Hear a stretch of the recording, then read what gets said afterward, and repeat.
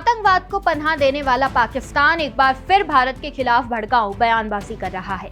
वहीं पाकिस्तान, जिसने हालिया सैन्य तनाव के दौरान युद्ध विराम की अपील की थी, अब सिंधु जल संधि को लेकर भारत को धमकी दे रहा है। नमस्कार, मैं हिमांशी राजपूत और आप देख रहे हैं भारत एक्सप्रेस डिजिटल। दरअसल पाकिस्तान के जलवायु परिवर्तन मंत्री मुसादिक मलिक ने कहा है कि अगर किसी ने पाकिस्तान के हिस्से का पानी रोकने की कोशिश की तो हम उन हाथों को कटवा देंगे। उन्होंने आरोप लगाया कि भारत पाकिस्तान के हिस्से का पानी रोकना चाहता है।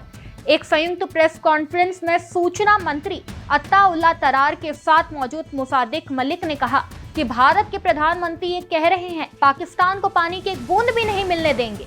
उन्होंने चेतावनी भरे लहजे में कहा कि जो भी पाकिस्तान के हिस्से के पानी पर दावा करेगा उसे इसका जवाब मिलेगा। वहीं सूचना मंत्री अत्ता उल्ला तरार ने दावा किया कि सिंधु जल संधि आज भी कानूनी रूप से प्रभावी है। उनके मुताबिक भारत इस संधि को न तो एक तरफा स्थगित कर सकता है, न रद्द कर सकता है और न ही इसमें बदलाव कर सकता है। अब सबसे बड़ी बात यह है कि आखिर पाकिस्तान इतना बौखलाया हुआ क्यों है, तो चलिए आपको बताते हैं। दरअसल इसकी जो वजह है वो अप्रैल 2025 में पहलगाम आतंकी हमला है। इस हमले में 26 भारतीय नागरिकों की जान गई थी। इसके बाद भारत ने आतंकवाद के खिलाफ सख्त रुख अपनाते हुए सिंधु जल संधि को स्थगित करने का फैसला किया था। भारत का स्पष्ट संदेश था कि आतंकवाद और बातचीत या सहयोग साथ साथ नहीं चल सकते। भारत ने यह भी कहा कि जब तक पाकिस्तान सीमा पार से आतंकवाद को पूरी तरह और विश्वसनीय तरीके से बंद नहीं करेगा, तब तक सिंधु जल संधि के तहत सहयोग की कोई बाध्यता नहीं होगी।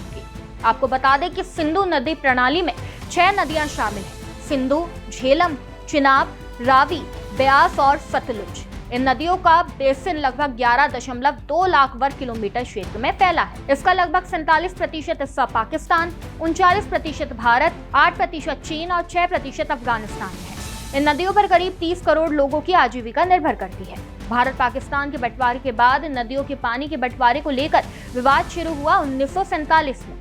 दोनों देशों के बीच एक अस्थायी समझौता हुआ, लेकिन 1948 में उसके समाप्त होने के बाद भारत ने कुछ नहरों का पानी रोक दिया, जिससे पाकिस्तान में खेती पर गंभीर असर पड़ा।